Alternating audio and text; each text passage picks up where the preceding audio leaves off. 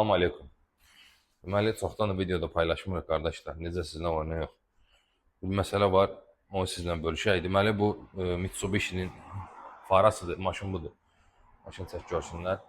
Deməli, problem nə idi? Şikayət buydu ki, maşın sürücüsü xanımdır. Xanım şikayət edirdi ki, yəni işığım effekt vermir də, yaxşı işıq vurmur. Üstündəki ksenon idi. Biz də təklif elədik ki, lupa ilə dəyişək.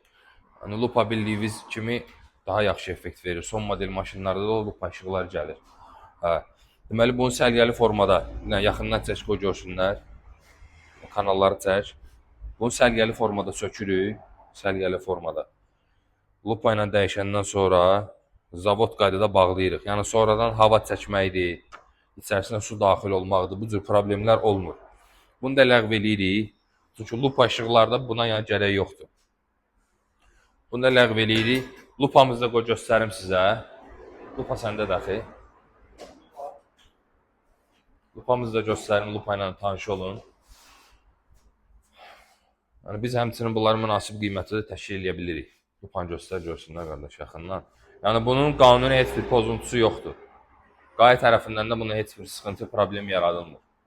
İşıq vurmağın da effekti öz qaydasında nətər lazımdır. Xətlə vurur.